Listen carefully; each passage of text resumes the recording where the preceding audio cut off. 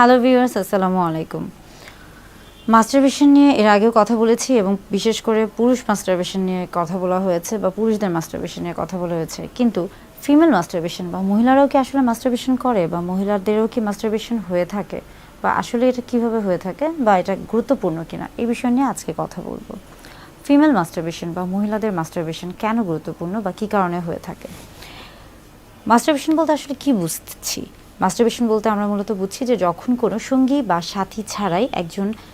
একজন মানুষ যখন তার যৌন তৃপ্তি নিবারণ করছে এবং অর্থাৎ নিজে নিজে যখন সে তার যৌন চাহিদা বা যৌন আকাঙ্ক্ষাকে নিবারণ করছে এবং যৌন তৃপ্তি বা যৌন সুখ উপভোগ করছে, তখনই তাকে কিন্তু মাস্টারবেশন বলা হয়ে থাকে। এটা যেমন পুরুষদের ক্ষেত্রে খুবই পরিচিত, অনেক পুরুষই বলে থাকেন যে তিনি মাস্টারবেট করে থাকেন, তার মাস্টারবেশনের অভ্যাস রয়েছে। তেমনি আবার মহিলাদের ক্ষেত্রেও দেখা যায় যে মহিলারাও কিন্তু মাস্টারবেশনের সাথে পরিচিত, কিন্তু মহিলাদের ক্ষেত্রে জিনিসটা অন্যভাবে কাজ করছে। যেহেতু পুরুষদের ক্ষেত্রে পুরুষাঙ্গটা শরীরের বাহিরের দিকে অবস্থান করছে, এই জন্য তাদের ক্ষেত্রে কিছুটা সহজ হয়ে থাকে বা কিছুটা তাড়াতাড়ি হয়ে থাকে, কিন্তু মহিলাদের ক্ষেত্রে মহিলাদের জননাঙ্গ বা মহিলাদের প্রজননতন্ত্রের বেশ কিছু অংশই কিন্তু শরীরের ভিতরে অবস্থিত এবং শুধুমাত্র দেখা যায় যে আমরা বলে থাকি যে ক্লাইটোরিস এটা যেমন বাইরে থাকে বা লেবিয়া মেজোরা মাইনরা, এই যে অংশগুলো, এগুলো যেহেতু বাহিরে থাকছে, এই অংশগুলোর সাহায্য নিয়েই কিন্তু মহিলারা তাদের মাস্টারবেশন করে থাকে বা তাদের যৌন তৃপ্তি বা যৌন সুখ এটা একাই তারা লাভ করতে পারে। এই ক্ষেত্রে তারা মূলত দেখা যায় যে ক্লাইটোরিসের এই ক্ষেত্রে একটা বিশেষ অবদান রয়েছে এবং অনেক সময়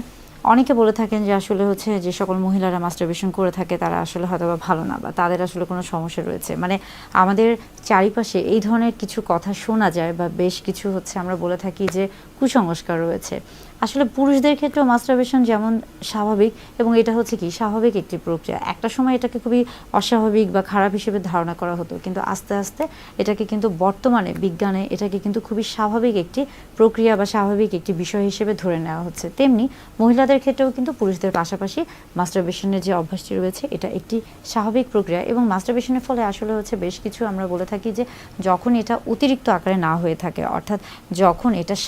আমরা বলে থাকি যে যখন এটা একটা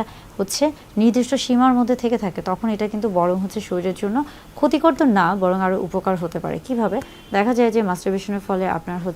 মানসিক দিক থেকে আপনি যেমন একটু রিল্যাক্স ফিল করে থাকেন, তেমনি শারীরিক দিক থেকেও আপনি কিন্তু একটা উত্তেজনা বা আপনার এই যে একটা স্ট্রেস ছিল বা বিষাদগ্রস্ততা ছিল, এটা অনেক সময় মাস্টারবেশনের ফলে কিন্তু কেটে যায় এবং শরীরটা অনেক ক্ষেত্রে দেখা যায় যে আগে যে একটা ক্লান্তি ভাব ছিল বা একটা অস্বস্তিকর ভাব ছিল, সেই জায়গা থেকে একটা অন্যরকম একটা ভালো লাগা বা একটা রিল্যাক্স বা একটা রেস্ট, এই যে বিষয়গুলি এগুলো কাজ করে থাকে। আবার ফিমেলদের ক্ষেত্রে বা মহিলাদের মাস্টারবেশনের ক্ষেত্রেও দেখা যাচ্ছে যে একটা আমরা বলে থাকি কি হ্যাপি হরমোন এখানে রিলিজ হয়ে থাকে, অর্থাৎ ব্রেন এখানে তাকে বা ওই মহিলাটিকে একটা সুন্দর একটা ঠান্ডা একটা আমরা বলে থাকি যে শারীরিক একটা অবস্থান তৈরি করে দেয়, যার ফলে সে কিনা তার মাথার মধ্যে বা তার শরীরের সে শারীরিক বা মানসিকভাবে অনেক ধরনের হয়তো বা অস্বস্তিতে ছিল বা একটা বেশ কিছু ধকল নিয়েছিল, সেই জিনিসগুলো থেকে সে একটা আরাম বা একটা